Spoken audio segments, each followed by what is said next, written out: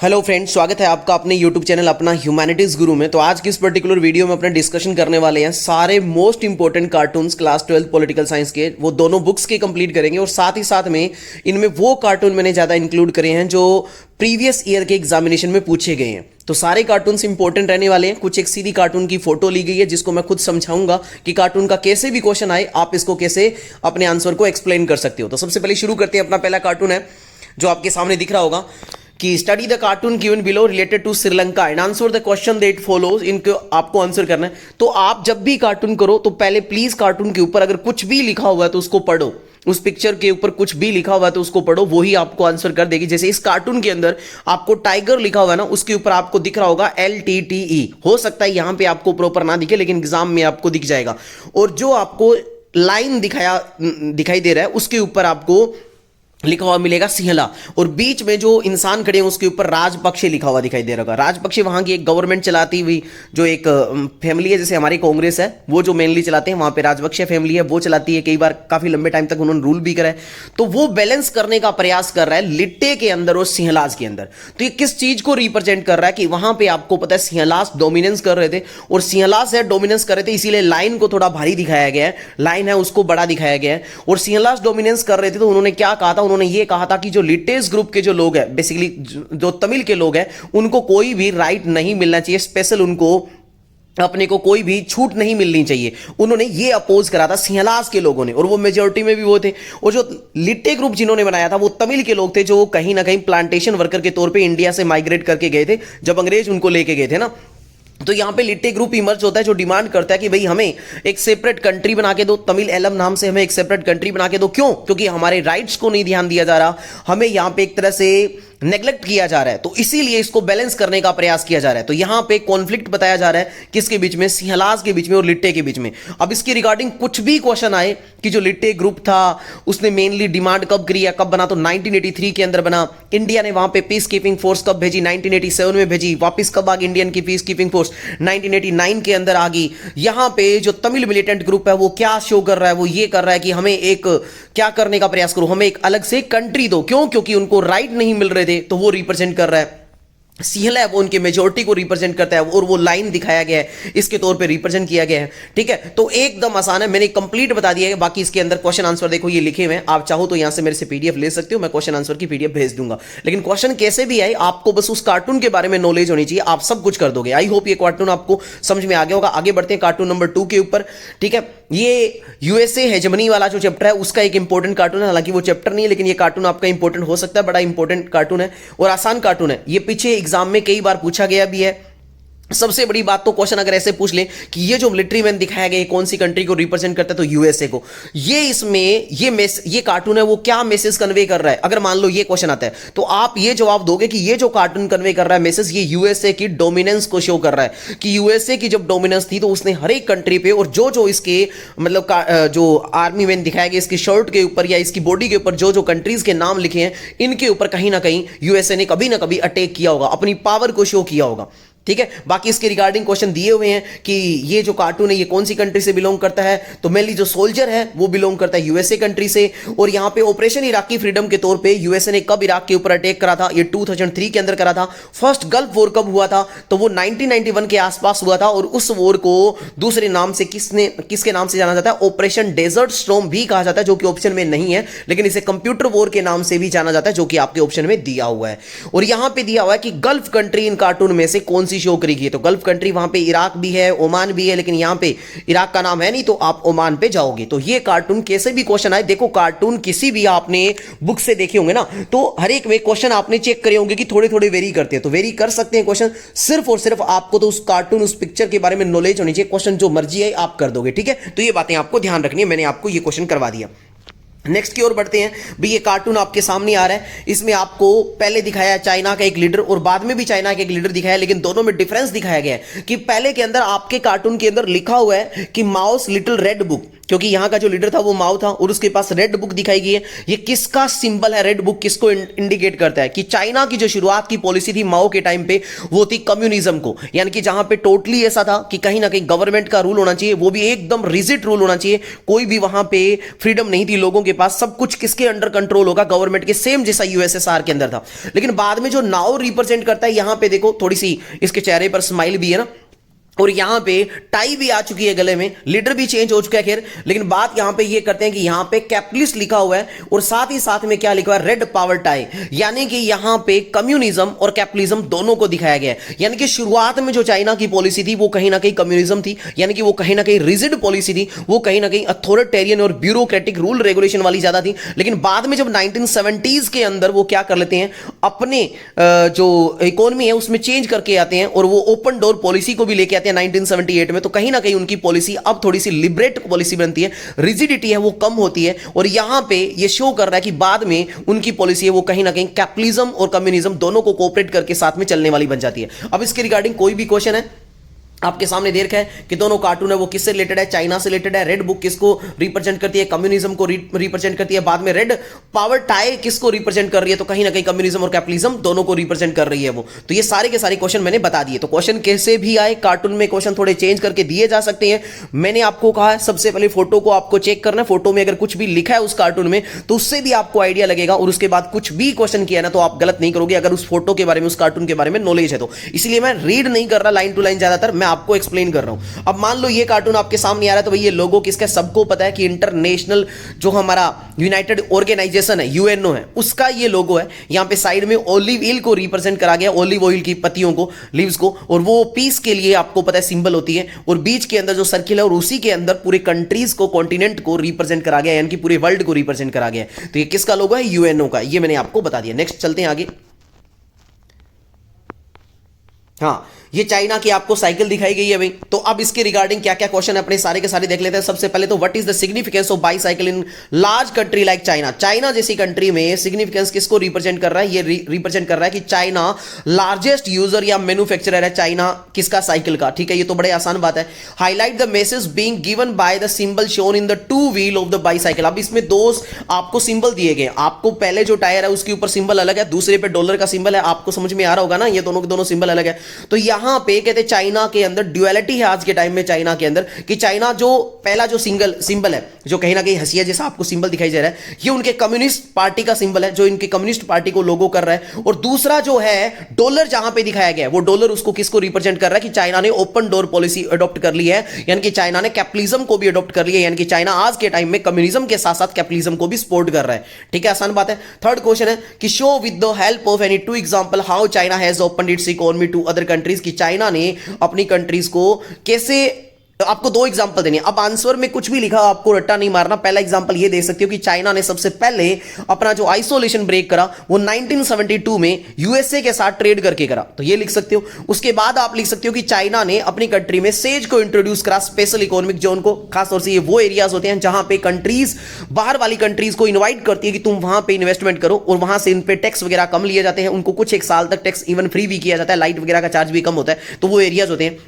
इसके अलावा आप ये भी लिख सकते हो कि चाइना ने अपनी कंट्री के अंदर एफडीआई भी इंट्रोड्यूस कराया, फॉरेन डायरेक्ट इन्वेस्टमेंट, की कोई भी कंट्री बाहर से आके इन्वेस्टमेंट कर सकती है। तो इस तरह से इन्होंने करा। इसके अलावा पूरा मैं आंसर अगर आपको एक्सप्लेन करूं तो कर देता हूं। ये इंपॉर्टेंट क्वेश्चन है आपका, बन सकता है सब्जेक्टिव में, कि चाइना ने कैसे अपनी पॉलिसी को लिबरलाइज करा, या कैसे वो एक अल्टरनेटिव सेंटर ऑफ पावर के तौर पर इमर्ज हो रही है। तो आपको बातें बतानी होगी कि सबसे पहले वो आइसोलेट ब्रेक करती है 1970s में। 1972 में वो क्या करती है? यूएसए के साथ ट्रेड रिलेशन को स्टेब्लिश करती है। उसके बाद वो चार चीजों में मॉडर्नाइजेशन कर लेती है। 1973 में वो चीजें आपको याद रखनी है कि वो मिलिट्री के अंदर मॉडर्नाइजेशन कर लेती है, वो एग्रीकल्चर में, इंडस्ट्री में, साइंस टेक्नोलॉजी में वो मॉडर्नाइजेशन कर लेती है, अपनी चारों चीजों में।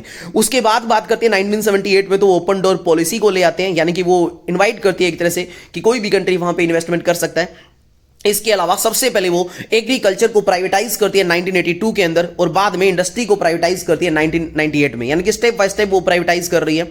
समझदार कंट्री है, अच्छे से काम कर रही है। और बाद में वो सेज को भी इंट्रोड्यूस करवा लेती है और एफडीआई को भी। तो ये पूरा क्वेश्चन मैंने आपको एक्सप्लेन कर दिया कि चाइना ने कैसे ग्रो करा। और चाइना के बारे में बताया जाता है कि दुनिया की 2040 तक ये सबसे बड़ी पावरफुल कंट्री बन जाएगी। जो आगे इसका क्वेश्चन आएगा उसमें मैं आपको बता दूंगा। आ भी गया, ये ड्रैगन आ गया भी। ठीक है, तो ये ड्रैगन की फोटो आपको दिख रही होगी, हो सकता है थोड़ा सा देखो आपको पिक्चर क्वालिटी में थोड़ी बहुत कमी शमी लगे, लेकिन मेरा जो प्रयास है, मेरी जो वॉइस है, मैं जो समझाना चाहूंगा वो आपको क्लियर होगी। डेफिनेटली मैं श्योर करवाता हूं आपको कि जो भाई बहन सुनेगा उसको लगेगा कि सच में हमें कार्टून समझ में आ रहे हैं। देखो तो कार्टून आपके सामने देख लिया होगा। अब इसमें क्वेश्चन आ रहा है कि which country does the given cartoon refer to, cartoon किस कंट्री को रिप्रेजेंट कर रहा है, चाइना को कर रहा है।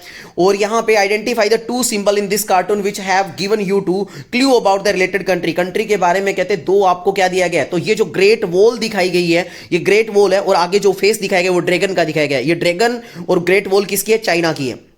इसके बाद बात करते हैं कि ये कार्टून किससे रिलेटेड है, चाइना की कौन सी पावर को बता रहा है। तो चाइना की कहीं ना कहीं इंटरनेशनल पावर को बता रहा है, और ये बता रहा है कि आने वाले टाइम में, कुछ एक टाइम में चाइना दुनिया की सबसे बड़ी कंट्री बन जाएगी। इवन यूएसए को भी ये ओवरटेक कर सकती है 2040 तक सॉरी, ठीक है। तो ये बात आपको ध्यान देनी है। नेक्स्ट कार्टून आपके सामने, फोटो आपके सामने, देखते ही आपको पता चल रहा होगा सर ये तो पार्टीशन के टाइम का है। तो भाई रट्टा कुछ भी नहीं मारना, नीचे का कुछ पढ़ना ही नहीं, बस पता चल गया पार्टीशन का टाइम का है। तो इंडिया और पाकिस्तान के पार्टीशन को रिप्रेजेंट कर रहा है। ये बता रहा है कि उस टाइम में लाखों लोगों ने माइग्रेट करा था, और कितनों ने माइग्रेट करा था, लगभग 80 लाख लोगों ने माइग्रेट करा था।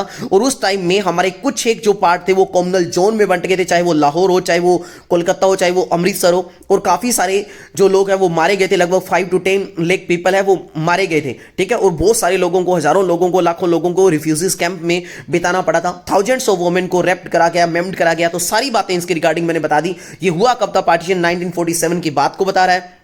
तो सारी चीजें, ये रियोट्स किसके बीच में हुए थे, मेनली हिंदू मुस्लिम के बीच में ये रियोट्स हुए थे। तो सारी बातें मैंने आपको बता दी है। फिर भी इसके नीचे क्वेश्चंस दिए हुए हैं, आप चाहो तो पढ़ सकते हो, ठीक है। आगे बात करते हैं अपने नेक्स्ट क्वेश्चन है कि हाउ नियो कॉलोनियलिज्म, देखो किस तरह से काम करता है। ये पिक्चर आपके सामने दी होगी, इस तरह से देखो आपके सामने ये पिक्चर है, चेक करो। इसमें कितनी कुछ बातें लिखी हुई है कि now that we have destroyed your country you can pay us to rebuild it. देखो कि नियो कॉलोनियलिज्म ने किस तरह से काम करा, कौन सी कंट्री के ऊपर इसने ऑयल और गैस को कैप्चर कर लिया। तो यहां पे देखो सारा कुछ बताया गया है कि what is the cartoon representing, cartoon क्या रिप्रेजेंट कर रहा है, कि कार्टून यहां पे रिप्रेजेंट कर रहा है the method adopted by industrialised countries. Industrialised countries किस तरह से जो डेवलपिंग कंट्रीज है, अंडर डेवलप्ड कंट्रीज है, उनको रिसोर्सेज को कैप्चर कर रही है, एक ग्लोबलाइजेशन के बहाने से, ट्रेड करने के बहाने से अपनी डोमिनेंस को किस तरह से शो कर रही है, वो इस कार्टून को रिप्रेजेंट कर रहा है। Which country personal being shown in this picture, इस पिक्चर के अंदर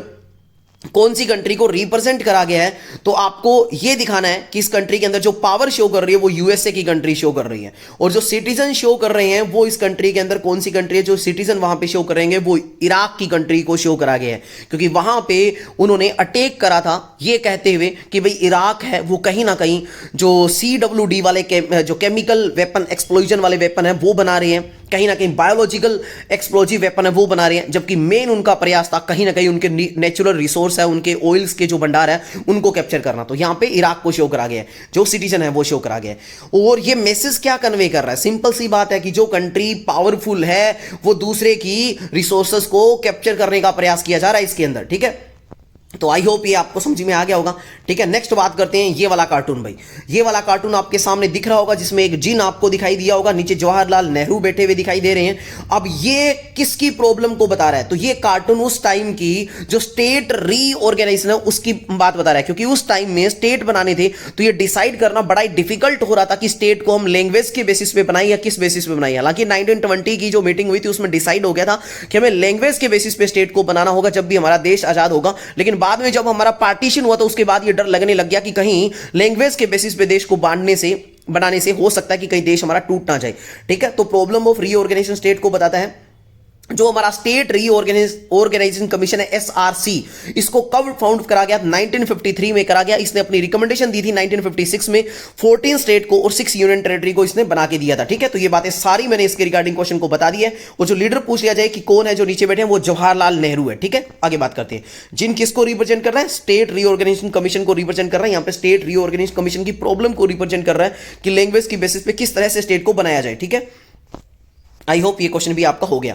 नेक्स्ट क्वेश्चन आपके सामने ये पिक्चर दी जा रही है, इसके नीचे क्वेश्चन भी पूछे गए हैं। तो इसमें क्या बताया जा रहा है, क्या कुछ है, देखो सिंपल सी बात है कि यहां पे दो बंदे आपको दिखाए गए हैं। दो बंदे आप आराम से देखो, एक बंदा है जो बड़ा दिखाया गया पावरफुल के तौर पे, एक वो छोटा दिखाया गया है। यहां पे ये पिक्चर क्लियर नहीं है, नीचे एक फोटो मैंने और डाली है सेम इसी की, वो फोटो एकदम क्लियर है, वहां से भी आपको समझाऊंगा, लेकिन यहां पे बता देता हूं।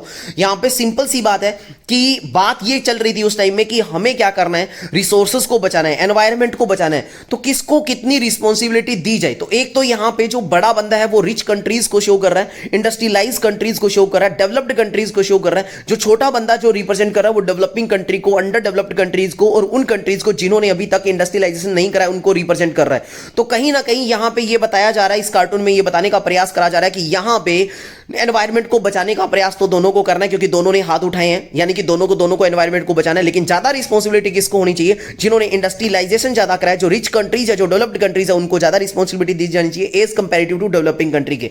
तो यहां पे what does the man with the head represent, जो बड़ा हेड वाला रिप्रेजेंट है वो किसको रिप्रेजेंट कर रहा है, तो ग्लोबल नॉर्थ को रिप्रेजेंट कर रहा है वो। और ग्लोबल नॉर्थ किसको बोलते हैं, जो डेवलप्ड कंट्रीज है, जिन्होंने इंडस्ट्रियलाइजेशन अच्छे से कर रखा है।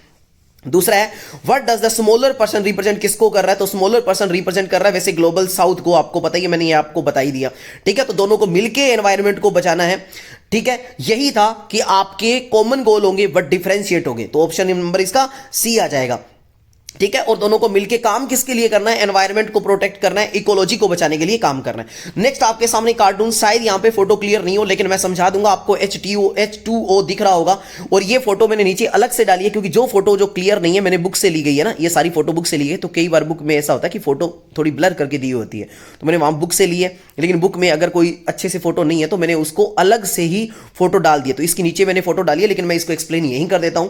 ये आपको दिखाया गया है कि H2O जल दिखाया गया है, और यहां पे वैसे पूरी दुनिया में अर्थ पे जो पानी की मात्रा है वो ज्यादा है और जो लैंड एरिया है वो पानी से कम है, लेकिन अपने को पता है यहां पे जल कम दिखाया गया। देखो बोतल को कितना बहुत कम फिल किया हुआ है। ऐसा क्यों कम दिखाया गया है, क्योंकि जो पीने वाला पानी है, जो यूटिलाइजेबल वाटर है वो बहुत कम है और पानी की स्कार्सिटी आ गई है। तो यहां पे कहीं ना कहीं वाटर की स्कार्सिटी को रिप्रेजेंट करा गया, उसको बचाने के लिए प्रयास कर रहे हैं, इसको रिप्रेजेंट हमें किया गया है। ठीक, हाँ जी, नेक्स्ट कार्टून आपके सामने है, आप देख सकते हो कि आपको एक पीजन यानी कि एक बर्ड दिखाया गया है। ठीक है, कबूतर को शो कर रहा है और उसके ऊपर एक आर्मी बैठी है। तो भाई ये है ना, ये पीस कीपिंग फोर्स को रिप्रेजेंट करता है। पीजन है वो आपको पता है रिप्रेजेंट करता है पीस को, और उसके ऊपर आर्मी बैठी हुई है, बंदा बैठा हुआ दिखाई दे रहा है, सोल्जर बैठा हुआ दिखाई दे रहा है, वो रिप्रेजेंट कर रहा है कि कहीं ना कहीं ये पीस कीपिंग फोर्स को रिप्रेजेंट करता है। तो कहीं टेररिज्म अटैक हो जाए या कहीं पे कोई कंट्री एक कंट्री के को दबाने के लिए, डोमिनेंस शो करने के लिए अटैक करे, तो यूएनओ जो है अपनी पीस कीपिंग फोर्स को भेजेगा, तो इसको रिप्रेजेंट कर रहा है। तो क्वेश्चन देखो, what does the cartoon represent, cartoon किसको रिप्रेजेंट कर रहा है, तो कार्टून किसको रिप्रेजेंट कर रहा है, जो कोऑर्डिनेशन करना है या कॉन्ट्राडिक्शन दिखा रहा है कहीं ना कहीं यहां पे, तो कि इंटरनेशनल पीस और डिस्प्यूट दोनों साथ के साथ चलते हैं और उनको रिप्रेजेंट कर रहा है ये कार्टून। सोल्जर है वो यहां पे किसको रिप्रेजेंट कर रहा है, तो सोल्जर यहां पे यूएन पीस कीपिंग फोर्स को रिप्रेजेंट कर रहा है, मैंने आपको बता ही दिया। ये पीसन यहां पे किसको रिप्रेजेंट कर रहा है, तो ये मैसेज लेके जा रहा है पीस का, यानी कि यूएन के हाथ में कहीं ना कहीं आर्मी का काम भी है, यानी कि वो अटैक भी करेगा अगर कोई कंट्री दूसरे पे अटैक करता है, टेररिज्म अटैक करता है, तो वहां पे तो वो कॉन्ट्राडिक्टरी शो कर रहा है, और जो पीसन है वो रिप्रेजेंट कर रहा है पीस को, तो दोनों काम यूएन करेगा। ठीक है, तो आगे बात करते हैं अपने। नेक्स्ट कार्टून आपके सामने आ रहा है। ठीक है, कार्टून शायद आपको प्रॉपर ढंग से थोड़ा सा दिखाई नहीं दे रहा होगा, इसके लिए मैं क्षमा चाहता हूं, लेकिन आप इस कार्टून को थोड़ा सा देख सकते हो कि यहां पे प्रॉब्लम दिखाई गई है, ह्यूमन से रिलेटेड प्रॉब्लम दिखाई गई है, यहां पे पॉवर्टी से रिलेटेड प्रॉब्लम दिखाई गई है। तो ये कार्टून है वो किसको रिप्रेजेंट कर रहा है, तो ये कार्टून रिप्रेजेंट कर रहा है नॉन ट्रेडिशनल नोशन है जो सिक्योरिटी का, वो और नॉन ट्रेडिशनल नोशन सिक्योरिटी का क्या कहता है, वो कहता है कि पॉवर्टी से हमें बचाना है, टेररिज्म है उनसे हमें बचाना है, एपिडेमिक्स है उससे हमें बचाना है। कहीं ना कहीं जो ये बात कर रहा है कि ह्यूमन राइट को हमें प्रोटेक्शन देनी है, इंसान को हमें बचाना है, तो इसको रिप्रेजेंट कर रहा है। ठीक है, ये बात आपको ध्यान देनी है। ब्रॉड कॉन्सेप्ट है ह्यूमन सिक्योरिटी का, उसका मतलब क्या होता है, ब्रॉड कॉन्सेप्ट है ह्यूमन सिक्योरिटी का, वो ये कहता है कि आपको इंसानों को बचाना है, हर इंडिविजुअल को बचाना है। और नैरो कॉन्सेप्ट है वो ये कहता है कि आपको एक कंट्री को बचाना है कि कोई बाहर वाली कंट्री आपके ऊपर अटैक ना कर दे, जिसको अपने ट्रेडिशनल नोशन ऑफ सिक्योरिटी बोलते हैं। इंपॉर्टेंट क्वेश्चन बन सकता है आपके एग्जाम से, ध्यान देना कि ट्रेडिशनल नोशन ऑफ सिक्योरिटी में और non traditional notion of security में क्या डिफरेंस है। Non traditional notion of security है वो क्या क्या चीजें हैं, वो इंपॉर्टेंट क्वेश्चन है, इसको निकाल लेना। मैंने one shot video important question की बनाई हुई है, जरूर देखना अगर आपको लगे आपके क्वेश्चन कवर करनी है तो। ठीक है, यहां पे कहते हैं which is the main threat from which individual should be protected. अब अगर बात कर रहे हैं non traditional notion of security की, तो एक इंडिविजुअल को सबसे बड़ा खतरा किससे रहता है, तो भाई हेल्थ एपिडेमिक का रहता है, ये सही बात है। ठीक है, यहां पे एजुकेशन का भी प्रॉब्लम है, सही बात है ये भी, लेकिन सबसे बड़ा जो प्रॉब्लम है ना वो हेल्थ एपिडेमिक्स है, वो है पॉवर्टी का। तो पॉवर्टी यहां पे दिया नहीं गया है, वो कहीं ना कहीं बात है टेररिज्म की, तो टेररिज्म यहां पे दिया नहीं गया, तो आप इस पे हेल्थ एपिडेमिक्स पे जा सकते हो। नेक्स्ट बात करते हैं narrow goal of human security का। नेरो गोल क्या कहता है कि वो सिंपली ये बात करता है कि इंडिविजुअल को कोई भी बाहर की थ्रेट हो तो उससे बचाया जाए, जबकि क्या थ्रेट ही सब कुछ बड़ी चीज होती है ना, पॉवर्टी भी है, उसे वहां से भी बचाना है, जो एपिडेमिक्स आ रही है, बड़ी बड़ी डिजीज फैल रही है, उनसे भी उसे बचाना है, टेररिस्ट अटैक है उससे भी उसे बचाना है। जी भाई, नेक्स्ट क्वेश्चन, पिक्चर आपके सामने दी हुई है, पिक्चर हो सकता है प्रॉपर क्लियर ना हो, जिसके लिए मैं दिल से क्षमा चाह रहा हूं आपसे, लेकिन आपको पक्का पक्का कह रहा हूं जो पिक्चर देख रहा है उसे समझ में आ जाएगी, क्योंकि उसने स्टडी कहीं ना कहीं से कर रखी होगी, नहीं भी कर रखी है मान लो बुक से, तो भी मैं समझा दूंगा एक एक चीजें। यहां पे एक ही कार्टून में आपको दो फोटो दिखाई गई है, बाकी मैंने जो फोटो ब्लर आई है वो नीचे डाल रखी है ताकि आपको दोबारा से वहां से एक्सप्लेन कर सकूं, जो मैं करूंगा। यहां पे एक तरफ आपको दिखाया गया है कि जो बिल्डिंग्स दिखाई गई है डिमोलिश होते हुए, और साइड में यूएन का जो लोगो है वो पड़ा हुआ दिखाई दे रहा है, और एक साइड में आपको एक सर्किल के अंदर मतलब बंद होते हुए दिखाया गया है, यूएन के जो सेक्रेटरी जनरल है उसको दिखाया गया है। यहां पे कहीं ना कहीं ये बात बता रहा है कि यूएन किस तरह से फेल होता है, किस तरह से जब यूएन का जब वहां पे एक अटैक करा जाता है इजराइल के द्वारा जब सूडान के ऊपर अटैक करा जाता है, तो वहां पे यूएन किस तरह से डिले करता है, यूएन किस तरह से वहां पे अनसक्सेसफुल होता है, यूएन वहां पे अपना काम नहीं दिखा पाता, उसको रिप्रेजेंट कर रहा है। तो क्वेश्चन पूछा गया कि what does the cartoon represent, cartoon किसको बता रखा है, तो यहां कार्टून लेबनन क्राइसिस, सॉरी मैंने सूडान बोल दिया, सॉरी दिल से क्षमा चाहूंगा, लेबनन क्राइसिस, कि यहां पे जब अटैक करता है कौन सा यूएन का रोल लिखना है, यहां पे रोल लिख दिया, रोल ऑफ यूके लिख दिया, यहां पे यूएन लिखना है, ये बात आपको ध्यान रखना है। लेबनन क्राइसिस हुआ था, इजराइल ने इसके ऊपर अटैक करा था, यहां पे यूएन के फेलियर को दिखाया गया, ये बात आपको याद रखनी है। Who is the person being commented in the above picture, picture में किसको दिखाया गया, तो सिंपल सी बात है यूएन के सेक्रेटरी जनरल को दिखाया गया है, जो इन तारों में बंद होते हुए दिखाया गया है ना, यहां पे फोटो थोड़ी सी ब्लर हो सकती है, ठीक है। नेक्स्ट अपनी बात करते हैं कि what message does the cartoon convey, cartoon क्या मैसेज कन्वे कर रहा है, सिंपल सी मैसेज ये कन्वे कर रहा है ये कार्टून कि यूएन ने रिजोल्यूशन तो पास बहुत पहले करा था, किसके लिए, कि इजराइल से कहा गया था कि तुम अपनी आर्मी को विड्रॉ कर लो, लेकिन उन्होंने अपनी आर्मी को विड्रॉ बहुत लेट करा था। यूएन ने अपना रिजोल्यूशन पास करा था अगस्त में, लेकिन वो अपनी आर्मी को विड्रॉ कर पाते हैं लगभग अक्टूबर में। तो यहां पे एक तरह से यूएन को नेग्लेक्ट करता हुआ दिखाया जा रहा है, यहां पे ये बताया जा रहा है कि यूएन किस तरह से फेल होता है, किस तरह से वो पीस स्टेब्लिश करने में काम नहीं कर पाता, किस तरह से लेबनन की धज्जियां उड़ाई जाती है वहां पे, किस तरह से मतलब वहां पे जो नॉर्मल सिविल पर्सन है, ह्यूमन बीइंग है, उनको नुकसान पहुंचाया जाता है और यूएन कुछ भी नहीं कर पाता। तो यूएन की नाकामयाबी को यहां पे रिप्रेजेंट किया जा रहा है। नेक्स्ट पिक्चर है वो आपको डारफुर क्राइसिस शो करा गया है, जहां पे ये फोटो जब आपके एग्जाम में आएगी तो एकदम क्लियर होगी, बुक में कई बार फोटो नहीं होती क्लियर, और मैंने सीधे बुक से ही फोटो ली हुई है, तो इसलिए मैं क्षमा चाहूंगा, लेकिन मैं एक एक चीज आपको समझा रहा हूं, वो पर्टिकुलर आपको समझ में आएगी। यहां पे डारफुर क्राइसिस में बताया गया, यहां पर भी यूएन कहीं ना कहीं फेल हो जाता है, यहां पे स्टारवेशन फैलता है लार्ज स्केल पे, मतलब भुखमरी फैलती है, जिसके कारण जीनोसाइड होता है, लार्ज स्केल पे लोगों को मारा जाता है, किलिंग्स होता है, और यहां पे यूएन सिर्फ एक खोखली बातें करके रह जाता है कि भाई मैं अपनी काम कर पाऊंगा, पीस कीपिंग फोर्स को भेजूंगा, वहां पे पीस स्टेब्लिश कर पाऊंगा, लेकिन ऐसा कुछ हो नहीं पाता है। तो यहां पे फिर ये एक यूएन के फेलियर को रिप्रेजेंट करता है ये कार्टून। तो what does the cartoon represent, cartoon किसको रिप्रेजेंट कर रहा है, तो कार्टून यहां पे सूडान के अंदर हुए ह्यूमैनिटेरियन क्राइसिस को रिप्रेजेंट कर रहा है, और ऊपर वाला लेबनन के वाला जो मैंने अभी आपको बताया था। What types of crisis does the cartoon show, cartoon किस तरह के क्राइसिस को बता रहा है, तो यहां पे पॉवर्टी फैलती है, स्टारवेशन फैलती है, दोनों के दोनों वर्ड आपको यहां पे इस फोटो में साफ क्लियरली लिखे हुए दिखाई देंगे, ठीक है। हो सकता है यहां पे नहीं दिख रहा, ये बात मैं मान रहा हूं। ये मैसेज आपको क्या कन्वे कर रहा है, कार्टून क्या मैसेज कन्वे कर रहा है, तो सिंपल सी बात ये कि यहां पे यूएन ने कोई भी अपना रोल प्ले नहीं कर पाया, कमांडेबल रोल प्ले नहीं कर पाया, सिर्फ खोखली उसने बातें करी, लेकिन वो जो बात करी उसको ऊपर खरा नहीं उतर पाया, वहां पे सच में पीस नहीं लेके आ पाया, सच में लोगों के लिए काम वो नहीं कर पाया। ये कार्टून तो आपको दिख ही रहा होगा, अभी ये पिक्चर तो यहाँ पे 12 स्टार्स है जो आपको दिख रहा होगा, तो ये ईयू का लोगो है। 12 स्टार आपको पता है यहाँ पे परफेक्टनेस, कंप्लीटनेस को शो कर रहा है, और सर्किल है वो अपने आप में यूनिटी को, सॉलिडेरिटी को रिप्रेजेंट कर रहा है। तो ये ईयू का लोगो है जो मैंने आपको पूरा बता दिया, चाहे तो आप नीचे इनके क्वेश्चन आंसर है जो आप पढ़ के देख सकते हो।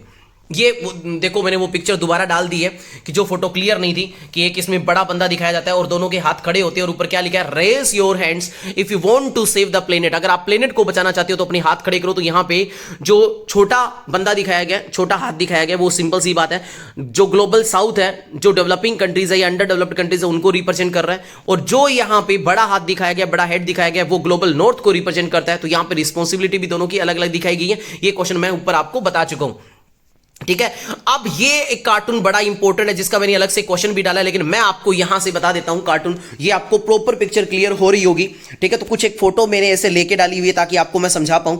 अब यहां पे जो ये हाथ दिखाया गया है, ठीक है, और ये अपने आप में इंडस्ट्रियलाइजेशन को रिप्रेजेंट कर रहा है। ये रिप्रेजेंट कर रहा है कि इंडस्ट्री के कारण क्या पॉल्यूशन हो रहा है, और ये लाइटर रिप्रेजेंट कर रहा है कि इंडस्ट्री के कारण किस तरह से बर्निंग इफेक्ट देखने को मिल रहा है और किस तरह से जो ग्लोबल वार्मिंग है वो राइज हो रहा है। तो ये इसी को रिप्रेजेंट कर रहा है कि इंडस्ट्रियलाइजेशन बढ़ रहा है जिससे ग्लोबल वार्मिंग हो रही है, जिसके कारण हम कहीं ना कहीं हमारे रिसोर्स डिप्लीट हो रहे हैं, और जो ग्लोबल वार्मिंग होने से क्या क्या प्रॉब्लम आ रही है इसको ये रिप्रेजेंट कर रहा है। तो ये कार्टून यहां पे रिप्रेजेंट कर रहा है चिमनी है, जो रिप्रेजेंट किसको कर रही है कि finger are design like chimneys. Chimneys को रिप्रेजेंट करा गया, फिंगर को इस तरह से बनाया गया चिमनीज को, और वो कि किसको बताते हैं, इंडस्ट्रियलाइजेशन को बता रहे हैं, और उनके पॉल्यूशन को बता रहे हैं कि इंडस्ट्रियलाइजेशन होगा तो चिमनी से क्या निकलेगा, पॉल्यूशन निकलेगा। और लाइटर उनके हाथ में दिखाया गया, तो लाइटर आपको पता चिमनी जलेगी तो क्या होगा, बर्निंग इफेक्ट देखने को मिलेगा, तो इससे पॉल्यूशन को रिप्रेजेंट करा गया। ये कार्टून मैंने आपको बता दिया, कैसे भी क्वेश्चन आए पक्का कहता हूं आप सही कर दोगे। आपको सिर्फ पता होना चाहिए। ये H2O वाला जो वहां पे फोटो अच्छी नहीं थी, यहां पे आप चेक कर सकते हो कि कॉन्टिनेंट को ज्यादा बड़ा दिखाया गया, पानी को कम दिखाया गया, जबकि रियलिटी में देखा जाए तो आपको पता है अर्थ सरफेस पे पानी ज्यादा है, लेकिन वो पानी यूटिलाइजेबल है क्या, नहीं है। पानी को अपने को बचाना है, पानी की क्वालिटी है वो डिग्रेड हो रहा है, और पानी पीने लायक है वो बहुत कम है। तो पानी की स्कार्सिटी को रिप्रेजेंट कर रहा है, हमें पानी को किस तरह से बचाना है, हमें रेन वाटर हार्वेस्टिंग वगैरह मेथड को एडॉप्ट करना है। तो कैसे भी क्वेश्चन आए आप इसका कर दोगे, सिर्फ आपको तो मतलब पता होना चाहिए कि कार्टून क्या कह रहा है। फिर एक क्वेश्चन और देखो, एक कार्टून देखो, आपके सामने एक बंदा दिखाया गया जिसके मुंह में जाते हुए जो नेचुरल चीजें हैं, जिसमें पेड़ पौधे प्लांट सब कुछ इसके मुंह में जाते हुए दिखाई दे रहा है, एक स्पून के अंदर वो जाता हुए दिखाई दे रहा है। ऐसा क्यों? क्योंकि ये रिप्रेजेंट कर रहा है कि जिस तरह से अर्बनाइजेशन हो रहा है, जिस तरह से इंडस्ट्रियलाइजेशन हो रहा है, अर्बनाइजेशन और इंडस्ट्रियलाइजेशन ने इंसान की ग्रीड को बढ़ा दिया, जिसके कारण जंगलों की कटाई हो रही है, डिफोरेस्टेशन किया जा रहा है, तो नेचुरल जो रिसोर्स है उनको कम किया जा रहा है। तो डिप्लेशन हो रहा है नेचुरल रिसोर्स का, क्यों? क्योंकि अर्बनाइजेशन हो रहा है। तो ये इसको बता रहा है। नेक्स्ट कार्टून है आपके सामने, ये चेक करो। कार्टून के अंदर आपको साफ लिखा हुआ दिखाई दे रहा होगा नेचुरल डिजास्टर, और एक तरफ नीचे लिखा हुआ दिखाई दे रहा होगा टेररिज्म। तो ये कार्टून जो रिप्रेजेंट कर रहा है वो नॉन ट्रेडिशनल नोशन है सिक्योरिटी का, उसको रिप्रेजेंट कर रहा है। वो बता रहा है कि आज के जो न्यू थ्रेट्स है वो कौन कौन से हैं। वो नेचुरल डिजास्टर सबसे बड़ा थ्रेट है आज के टाइम में, एपिडेमिक सबसे बड़ा थ्रेट है आज के टाइम में। आज के टाइम में एक इंसान को प्रोटेक्शन करना सबसे बड़ा थ्रेट है, और सबसे बड़ा थ्रेट है वो हर एक कंट्री के लिए टेररिज्म है। टेररिज्म एक भी कोई कंट्री ऐसी नहीं है जो टेररिज्म से आज के टाइम में बची हो। तो ये कहीं ना कहीं नॉन जो ट्रेडिशनल नोशन ऑफ सिक्योरिटी है उसको रिप्रेजेंट कर रहा है। तो कैसे भी क्वेश्चन आए, आपको अगर कार्टून के बारे में पता है, मैं बार बार ये बात बोल रहा हूं, आप आंसर करोगे। और कार्टून का आंसर वेरी कर सकता है आपके क्वेश्चन के अकॉर्डिंग। अगर आपसे एमसीक्यूज टाइप में नहीं पूछा गया है और आपसे सब्जेक्टिव में क्वेश्चन अगर पूछ लिया गया है, तो फिर तो आप उसका आंसर थोड़ा बहुत वेरी करके लिख सकते हो, क्योंकि सभी का सेम होना जरूरी नहीं है। कार्टून सिंपल सी बात है, कई सारे जो मैसेज है वो कन्वे कर रहा होता है, ठीक है। और अगर एमसीक्यूज पूछ लिया तो वहां पे आपको बेस्ट आंसर के ऊपर जाना है। अब ये फिर एक पिक्चर डाली है मैंने जहां पे वॉर लिखा है, टेररिज्म लिखा है, यानी कि कहीं ना कहीं वॉर और टेररिज्म है वो दोनों साथ साथ चलते हैं। टेररिज्म होगा तो वॉर होगा। और टेररिज्म क्या होते हैं कि डेलिबरेटली लोगों को जानबूझकर लोगों को डराना, लोगों के अंदर दहशत फैलाना, और इनका एक ही मकसद होता है कहीं ना कहीं कि लोगों को डराना। और ये जो जहां पे लार्ज स्केल पे लोगों की गैदरिंग होती है उनको टारगेट करती है। और टेररिज्म होगा तो वॉर होगा, और दोनों के दोनों डेमोक्रेसी के लिए क्या है, ये खतरा है। दोनों के दोनों डेमोक्रेसी को क्या है, कम करते हैं। नेक्स्ट क्वेश्चन आपके सामने ये फिर से पिक्चर डाल दी गई है, क्योंकि वहां पे ऊपर साइड पिक्चर क्लियर नहीं थी, ठीक है। तो ये आप चेक कर सकते हो। बाकी मैंने इस क्वेश्चन को आपको ऊपर ऑलरेडी एक्सप्लेन कर दिया। तो एक आधा क्वेश्चन अगर दोबारा आ जाता है तो कोई यार ऐसा मत सोचना कि दोबारा डाल दिया, आपको सिर्फ वही पढ़ाऊंगा जो एक बार आ रहे हैं। अब यहां पे ये पिक्चर थोड़ी ब्लर है, लेकिन आप समझ सकते हो और मैं समझा सकता हूं प्रॉपर तरीके से कि यहां पे और ऊपर देखो लिखा हुआ, देखो आपको जब भी कोई कार्टून करो तो उस पे लिखा हुआ क्या है, उसको पढ़ना है। न्यूक्लियर पावर क्लब लिखा हुआ मिल रहा है, यानी कि जो कंट्रीज यहां पे बैठी हुई दिखाई दे रही है आन बान शान से और सिगार पीती हुई दिखाई दे रही है, वो कंट्रीज है जो already nuclear power capable countries है, जिनके पास न्यूक्लियर वेपन है। और नीचे जाती हुई वो कंट्रीज ईरान और नॉर्थ कोरिया को रिप्रेजेंट करा गया कि जो इनकी रेस में आ रहे हैं, यानी कि जिन्होंने भी न्यूक्लियर वेपन बना लिए। तो ऊपर वाली कंट्री है वो उनको एक मतलब गुस्से की निगाह से देख रही है, ऐसे देख रही है कि ये इन्होंने न्यूक्लियर वेपन क्यों बना लिए, क्योंकि उनको पता है कि अगर हमारे पास न्यूक्लियर वेपन रहेंगे तो हम पावरफुल कंट्री रहेंगे, लेकिन ईरान, नॉर्थ कोरिया जैसी कंट्री ने जब न्यूक्लियर वेपन बना लिए तो इनको इससे प्रॉब्लम फील हो रही है। और इनके अलावा कौन सी कंट्रीज है जिन्होंने न्यूक्लियर वेपन बना लिए, तो वो इंडिया, पाकिस्तान जैसी कंट्री है। तो ये बात आपको याद रखनी है कि जब भी कोई कंट्री न्यूक्लियर वेपन बनाती है तो जो न्यूक्लियर वेपन बना चुकी है वो कंट्री हमेशा ऑब्जेक्शन करती है। वो ये कहती है कि आपको न्यूक्लियर वेपन नहीं बनाने चाहिए, इससे एनवायरमेंट पॉल्यूट होता है। क्यों भाई, जब तुमने बनाई तो एनवायरमेंट खराब नहीं होता क्या? तो यहां पे कहीं ना कहीं वो चाहते हैं कि कोई और कंट्री न्यूक्लियर वेपन ना बना पाए, वो और कंट्री कोई भी है वो न्यूक्लियर कैपेबल कंट्री ना बन पाए। तो ये इसको रिप्रेजेंट कर रहा है। तो मैंने सारी बातें इससे बता दी, कोई भी क्वेश्चन आए आप कर सकते हो। हाँ जी, तो अब नेक्स्ट कार्टून आपके सामने दिख रहा होगा, शायद कार्टून ब्लर होगा, लेकिन आपको I am always good at calculation ये आपको दिख रहा होगा। यानी कि यहां पे एक बार civilian rule plus military is equal 0 दिखाया गया, फिर military plus civilian is equal 1 दिखाया गया है ना, -1, और मिलिट्री प्लस सिविलियन यहां पे आपको 2 दिखाया गया है। तो ये सबसे पहली बड़ी बात तो ये पाकिस्तान के बारे में बता रहा है। पाकिस्तान के बारे में ये कार्टून ये कन्वे कर रहा है कि वहां पे बार बार मिलिट्री और सिविलियन रूल रहता है, वहां पे एक परमानेंट डेमोक्रेसी नहीं है। वहां पे कहीं ना कहीं इंडिया से अलग सिस्टम क्यों है, क्योंकि इंडिया में प्रॉपर डेमोक्रेसी है और वहां पे प्रो मिलिट्री जो ग्रुप है वो ज्यादा स्ट्रॉन्ग रहता है, इसीलिए वहां पे मिलिट्री और जो डेमोक्रेसी है वो बार बार चेंज हो रहा है। और कहीं ना कहीं वहां पे मिलिट्री की डोमिनेंस देखने को मिलती है कि मिलिट्री जब चाहता है वो सिविलियन को हटा के रूल करने आ जाता है। और अगर ऐसे पूछ लिया जाए कि यहां पे इस कार्टून में पर्टिकुलर बंदा कौन है, तो मुशर्रफ का नाम लिख देना आप, ठीक है। तो ये पाकिस्तान के मिलिट्री सिस्टम को और डेमोक्रेसी किस तरह से वहां पे प्रभावित होती है मिलिट्री के कारण, उसको शो कर रहा है। ये माओ वाला फिर से क्वेश्चन आ गया जिसको मैंने आपको ऑलरेडी एक्सप्लेन कर दिया, तो इसको छोड़ के आगे चलते हैं। हाँ, नेक्स्ट क्वेश्चन बड़ा इंपॉर्टेंट है भाई, बड़ा ही इंपॉर्टेंट कार्टून है ये। कई बार ये क्वेश्चन आपके प्रीवियस एग्जाम में आ चुका है। यहां पे सरदार पटेल को दिखाया गया है जो एक इशारा करते हुए दिखाई दे रहे हैं और जिनके एक हाथ में आपको एक डॉक्यूमेंट दिखाई दे रहा होगा, और वो डॉक्यूमेंट कोई और नहीं है, इंस्ट्रूमेंट ऑफ एक्सेशन है। यानी कि वो कहीं ना कहीं प्रिंसली स्टेट को मर्ज करने का काम कर रहे थे सरदार पटेल, और वो यहां पे राजा से रिक्वेस्ट करते हुए दिखाई दे रहे हैं कि जो तेरे नीचे इंसान है, यानी कि जिनको आप एक्सप्लॉइट कर रहे हो, उन्हें हमें दे दो। यानी कि कहीं ना कहीं डेमोक्रेसी लेके आने की बात कर रहे हैं, प्रिंसली स्टेट को मर्जर करने का काम कर रहे हैं। सामने दिखाई दे रहे हैं वो रूलर है, और जो बंदा लेके चल रहा है वो कौन है इंसान, वो सरदार पटेल है, जिन्होंने प्रिंसली स्टेट्स को यूनिफाइड करने का काम करा। 565 प्रिंसली स्टेट्स को यूनिफाइड करने का काम करा। कौन कौन से ऐसे प्रिंसली स्टेट थे जिन्होंने इंडिया में मिलने से अपोज करा या रेजिस्ट करा, विरोध करा? तो वो हैदराबाद था, मणिपुर था, जूनागढ़ था, जम्मू कश्मीर था। ये बातें आपको याद रखनी है, ठीक है। चलो आगे बात करते हैं, नेक्स्ट क्वेश्चन की ओर चलते हैं। नेक्स्ट क्वेश्चन आपके सामने रिप्रेजेंट कर रहा होगा कि जवाहरलाल नेहरू बीच में बैठे हुए दिखाई दे रहे हैं, और प्राइवेट सेक्टर जो एक मोटा सा बंदा दिखाई दे गया उसको रिप्रेजेंट किया गया है, और पब्लिक सेक्टर आपको इधर लिखा हुआ दिखाई दे रहा है। यानी कि शुरुआत में कहीं ना कहीं बैलेंस करने का प्रयास किया जा रहा है जो जवाहरलाल नेहरू है उसके उनके द्वारा, प्राइवेट सेक्टर और पब्लिक सेक्टर को। लेकिन यहां पे पब्लिक सेक्टर ज्यादा झुका हुआ दिखाई दे रहा है। इसका मतलब यह है कि शुरुआत में हमारी गवर्नमेंट ने मेनली पब्लिक सेक्टर पर एम्फेसिस करा, क्योंकि उनका प्रयास था कि हमें वेलफेयर के लिए काम कर रहे हैं। तो यहां से कुछ अगर नुकसान पूछ लिया जाए कि आपसे शुरुआत में जब गवर्नमेंट ने यह प्रयास करा पब्लिक सेक्टर में ज्यादा एम्फेसिस करने का, तो उससे घाटा क्या लगा? तो उससे घाटा यह लगा कि कहीं ना कहीं उन्होंने ज्यादा इंटरफेयर करा, जिसके कारण क्या होता है कि इंटरफेयर करने से बहुत सारे ऐसे सेक्टर थे जो प्राइवेट के हाथों में जाने चाहिए थे, जिससे फास्ट डेवलपमेंट हो सकती थी, वो नहीं हुई। और साथ ही साथ में गवर्नमेंट सेक्टर ज्यादा होने से मिडिल क्लास जो कि गवर्नमेंट जॉब प्राप्त कर लिया, तो उन्होंने कहते मतलब फ्री पॉकेट में ज्यादातर उन्होंने अकाउंटेबिलिटी से काम नहीं करा, और कहते उन्होंने प्रिविलेज को एंजॉय करा। तो इनकी कमियां सारा कुछ मैंने बता दिया, नीचे इनके क्वेश्चन आंसर साथ में इनके दिए हुए, वो चाहो तो आप पढ़ सकते हो, ठीक है। मैंने आपको सारी बात बता दी है, ठीक है। सारे क्वेश्चन आंसर ये देखो यहां पे लिखा हुआ है, और मैं कोई भी क्वेश्चन आंसर बहुत कम रेयर आपको पता है पढ़ता हूं, मैं सारी चीजें आपको बताता हूं, क्योंकि क्वेश्चन हो सकते हैं चेंज होके आ जाए, आपको उसके बारे में पता होना चाहिए। जैसा क्वेश्चन वैसा आंसर आप कर दो, अगर आपको उसके बारे में, पिक्चर के बारे में नॉलेज है तो।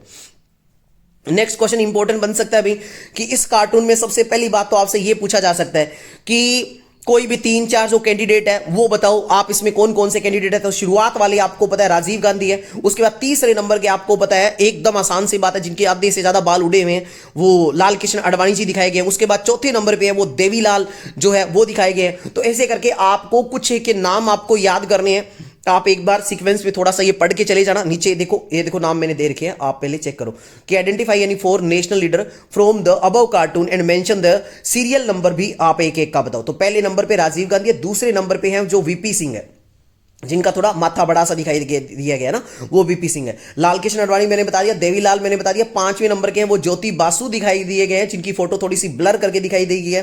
ठीक है, तो ऐसे करके आप थोड़ा सा आंखों से ये निकाल लेना भाई, ये कहीं ना कहीं एक रट्टे वाला काम है यार, इसमें कॉन्सेप्ट नहीं है। मैंने कुछ एक आपको बता दी कि शुरुआत के कोई एक आधे लीडर का नाम पूछे तो मैंने उनकी पहचान भी बता दी।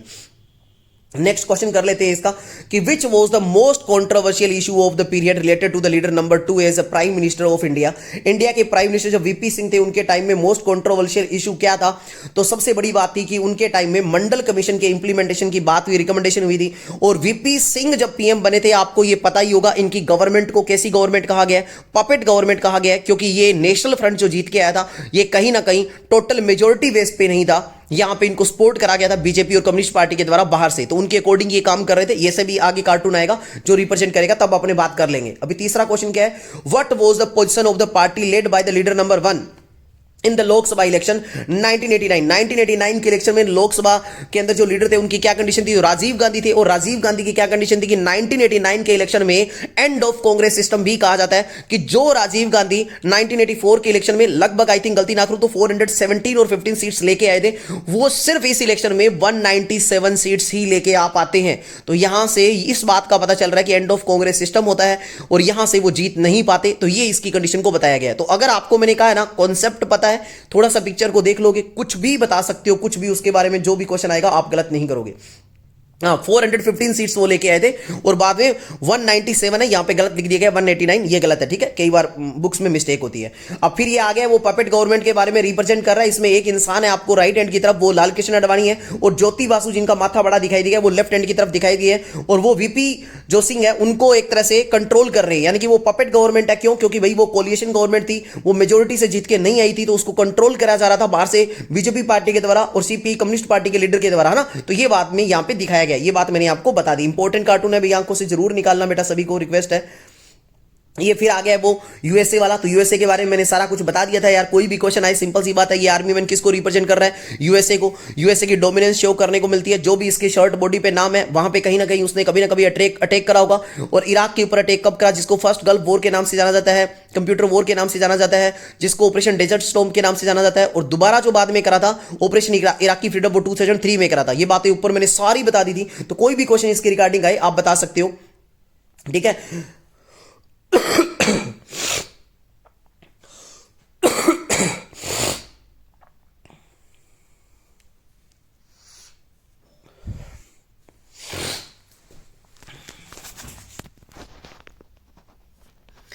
हाँ जी, नेक्स्ट कार्टून अपने कर रहे हैं। आपके सामने लिखा हुआ दिखाई दे रहा होगा ईस्ट एशियन नेशन। आपके सामने डॉक्टर मनमोहन सिंह खड़े हुए दिखाई दे रहे हैं। तो यहां पे ये पॉलिसी क्या बता रही है कि the given image refer to which policy of India in since 1991। तो 1991 में आपको पता है हमारे देश में न्यू इकोनॉमिक रिफॉर्म लेके आए थे।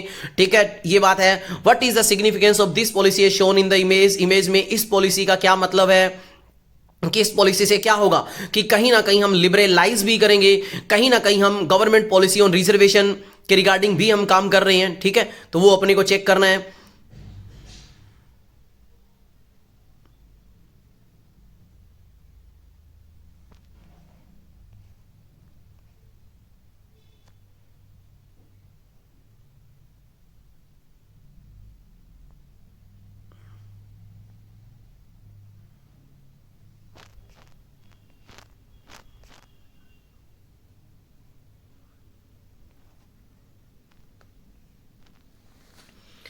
हाँ जी भाई, नेक्स्ट देखते हैं। ये जो कार्टून हमारा रिप्रेजेंट कर रहा है वो कहीं ना कहीं न्यू इकोनॉमिक रिफॉर्म को रिप्रेजेंट कर रहा है। जो इंसान आपके सामने दिए गए हैं वो डॉक्टर मनमोहन सिंह दिए गए हैं। न्यू इकोनॉमिक रिफॉर्म हमारा 1991 के अंदर हमने इंट्रोड्यूस करवाया था। उस टाइम में पीएम कौन थे? नरसिम्हा राव थे। ये सारी बातें मैंने आपको बता दी। कोई भी क्वेश्चन आए तो आप कर देना।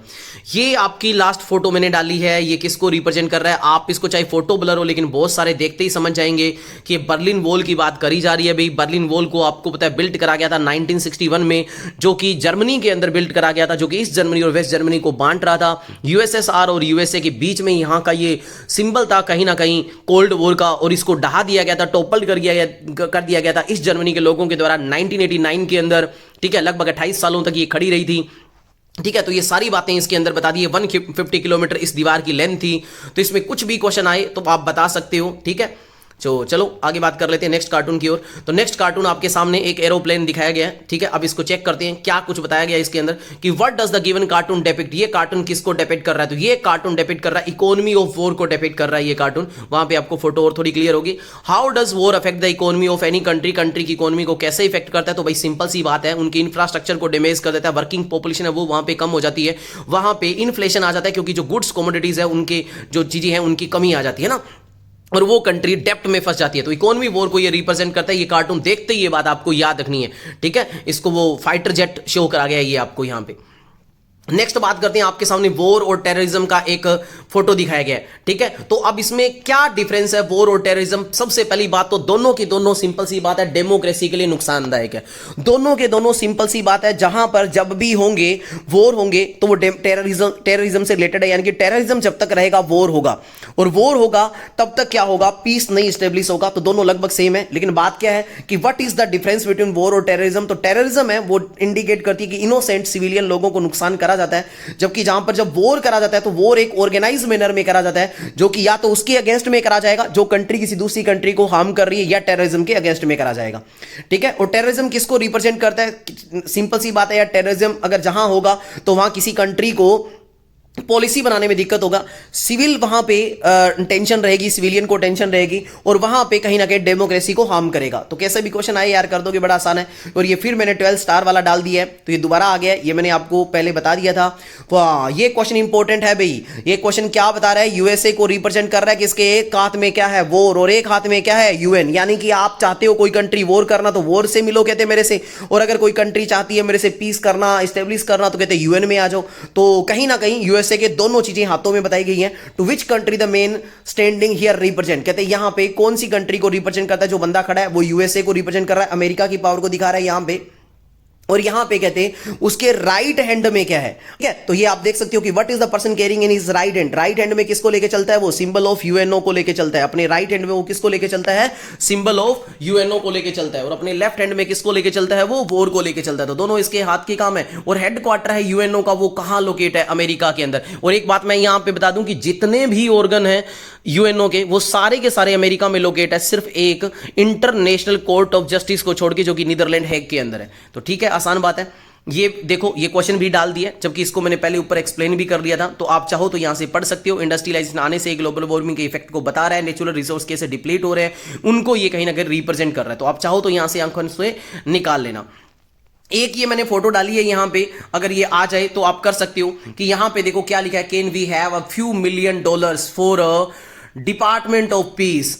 नो वी कांट अफोर्ड, हमारे पास नहीं है, लेकिन कहीं ना कहीं वॉर को रिप्रेजेंट कर रहा है। तो वैसे अगर कंट्री पूछ लिया जाए तो ये यूएसए के बारे में बता रहा है, जिन्होंने कहां कहां पे अटैक करा है, कितनी सिविलियंस को मारा है, जिन्होंने कितनों को नुकसान पहुंचाया है। और वैसे अगर रिप्रेजेंट आपसे पूछ लिया जाए कि कहीं ना कहीं ये मैसेज क्या कन्वे कर रहा है, तो ये कर रहा है कि आज के टाइम में जो कंट्रीज है वो सिविलियन के ऊपर खर्चा करने के लिए उनके पास पैसा नहीं है, लेकिन वो कहीं ना कहीं मिलिट्री के ऊपर एक्सपेंडिचर बहुत ज्यादा कर रहे हैं, जो कि लार्ज स्केल पे कर रहे हैं, जो कि गलत कर रहे हैं, ठीक है। और वैसे ये पर्टिकुलर यूएसए के बारे में बताया गया कि इन्होंने कहां कहां पर कब कब कितना खर्चा करा है। और ये अकेली कंट्री ऐसी है जिसने कोई बाहर से सिविलियन ने कम नुकसान पहुंचाया सिविलियन को, कुछ की कंट्री ने ज्यादा नुकसान पहुंचा दिया, क्योंकि कहीं ना कहीं अटैक वगैरह करते हैं तो बहुत सारे सोल्जर वगैरह मारे जाते हैं। तो ये है, तो ये इसको रिप्रेजेंट कर रहा है, तो आप चेक कर सकते हो, ठीक है। तो आई होप मैंने सारे क्वेश्चंस आपको एक्सप्लेन कर दिए। एक फोटो ये भी मैंने डाली है, इसको भी मैं आपको बता देता हूं। ये जो फोटो डाली हुई है ये क्या रिप्रेजेंट कर रही है? Save democracy. आपको इसमें दिख रहा होगा, सेव डेमोक्रेसी दिख रहा होगा। नीचे लिखा हुआ है कि he is trying to subvert democracy, create chaos, grab, power, ये सब कुछ। तो ये सेव डेमोक्रेसी का स्लोगन तब दिया गया था जब कहीं ना कहीं आपको पता है इमरजेंसी का टाइम पीरियड आने वाला था, ये लगा दिया गया था। उस टाइम पे ये दिया गया था कि आपको डेमोक्रेसी को बचाना होगा, क्योंकि उन्होंने एक्सेस यूज करा था इमरजेंसी के टाइम पीरियड में कांग्रेस ने। तो इसके रिगार्डिंग ये आपको बताता है, ठीक है। तो आपको फोटो देख के समझ में आ जाना चाहिए सारी चीजें। नेक्स्ट जो है, आपको पता है ये फोटो किसको रिप्रेजेंट कर रही है? तो इसमें एक इंदिरा गांधी को दिखाया गया है, कांग्रेस को किस तरह से गिरता हुआ दिखाया गया। तो ये कार्टून किसको रिप्रेजेंट कर रहा है? यहां पे बता रहा है कि जो वीवी गिरी है वो जीत के इमर्ज होते हैं 1969 के प्रेसिडेंट के इलेक्शन में, और जो सिंडिकेट अपने लीडर को खड़ा करते हैं, जिसका नाम क्या होता है, एन संजीवा रेड्डी वो डिफीट हो जाते हैं। तो यहां पे जो घुटनों के बल बैठे हुए दिखाए गए वो एस निजी लिंगपा को दिखाया गया। वो निजी लिंगपा वही भाई साहब थे जिन्होंने विप जारी करी थी, जिन्होंने कांग्रेस के एमपी से कहा था कि हमें किसको वोट देना है, संजीवा रेड्डी को, लेकिन जीतता कौन है, वीवी गिरी को। तो यहां पे जो गार्लिन माला पहनी हुई दिखाई दे रही है वो वीवी गिरी है, पास में इंदिरा गांधी खड़े हुए दिखाई दे रहे हैं। ठीक है, तो ये बात आपको रिप्रेजेंट कर रही है कार्टून। कैसे भी है आपको समझ में आ जाएगा। यहां पे देख लेते हैं कि क्या है मिड टर्म रेस के बारे में। Indira Gandhi first, second, third तीनों नंबर पे यहां पे दिखाई गई। पहले पे स्ट्रॉन्ग था, फिर वीक कॉन्स्टिट्यूशन, कैसे कैसे यहां पे क्या कुछ रिप्रेजेंट कर रहा है। तो यहां पे ये बताया जा रहा है कि 1971 का इलेक्शन कैसे हुआ, कि जहां पर 1967 के इलेक्शन के बाद ऐसा लगाया जा रहा था अनुमान कि भाई अब कांग्रेस कहीं ना कहीं डगमगा जाएगी। और 1971 के इलेक्शन में ऐसा कहा गया था कि जो ग्रैंड अलायंस है या तो वो जीतेगी या जो पार्टी जो ओ बनी हुई है कांग्रेस की ओ है वो जीतेगी। लेकिन यहां पे 1971 के इलेक्शन में इंदिरा गांधी विक्ट्री होती है, क्योंकि इंदिरा गांधी ने कई सारे वेलफेयर के लिए प्रोग्राम लॉन्च करती है, चाहे बैंकों का नेशनलाइजेशन हो, चाहे वो अर्बन जो प्रॉपर्टी की सीलिंग की बात हो, ठीक है, जो लैंड रिफॉर्म की बात हो, ऐसे। और साथ ही साथ में यहां पे इसी इलेक्शन के अंदर वो रिमूव पॉवर्टी का स्लोगन भी देती है, पॉवर्टी हटाओ का स्लोगन भी देती है। तो कैसे भी क्वेश्चन आए, आपको मैंने कार्टून के बारे में हर चीज बताने का प्रयास कर रहा हूं, तो आपको सब चीजें यहां पर समझ में आएगी। ठीक है, आगे बात कर लेते हैं अपने इमरजेंसी के अंदर। देखो इमरजेंसी को किस तरह से गिरा हुआ दिखाया गया है और क्या कुछ इसमें दिखाई दिया गया है। तो यहां पे 1977 के इलेक्शन में कहीं ना कहीं कांग्रेस की डिफीट दिखाई दी गई है। क्यों दिखाई दी गई है, तो आपको यहां पे वर्ड लिखा होगा कि कांग्रेस ने कहीं ना कहीं एक्सेस यूज करा था इंदिरा गांधी की पावर में। यहां पे 42nd अमेंडमेंट करा गया, जिसमें जो मन में चेंज आया वो करा गया, जिसको मिनी कॉन्स्टिट्यूशन भी कहा जाता है, जिसमें मेनली लेजिस्लेचर का जो टेन्योर है वो भी 5 से 6 साल का कर दिया था।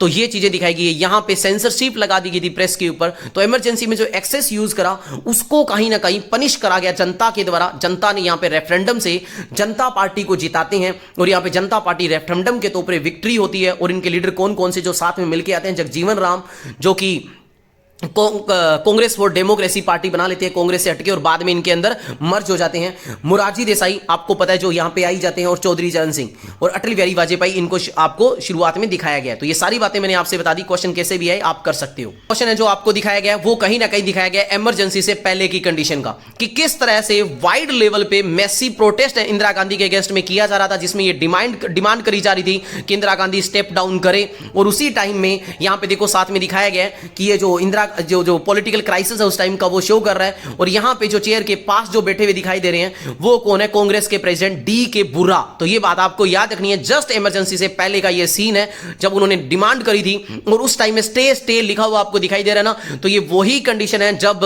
आपको पता है कोर्ट ने, जो सुप्रीम कोर्ट है, उसने पार्टिशियल स्टे लगा दिया था। कहा था कि इंदिरा गांधी पीएम तो सॉरी एमपी तो रहेंगे लेकिन पार्लियामेंट की मीटिंग में नहीं जाएंगे। क्यों ऐसा हुआ था, क्योंकि इलाहाबाद के हाई कोर्ट ने इनके इलेक्शन को इनवैलिड करार दे दिया था। तो ये बातें आपको ध्यान रखनी, कैसे भी क्वेश्चन आए आप कर सकते हो अगर आपको उसके बारे में चीजें नॉलेज है। तो मैं अपनी तरफ से हर चीज बताने का प्रयास कर रहा हूं। सेफ डेमोक्रेसी वाला मैंने आपको एक्सप्लेन कर दिया। तो आई होप इस वीडियो से पूरी हेल्प मिली होगी आपको कार्टून में समझने में। फिर भी अगर कहीं लगता है कि मैंने जल्दबाजी में कोई पॉइंट छोड़ दिया तो दिल से चाहूंगा क्षमा। और अगर आपको मेरी मेहनत अच्छी लगे, मैंने जो पॉइंट बताए वो अच्छे लगे, तो प्लीज कमेंट करना ताकि मुझे भी मोटिवेशन मिले और वीडियो बनाने का प्रयास करूं। तो मिलते हैं एक नई वीडियो में नए टॉपिक के साथ। जय हिंद, जय भारत।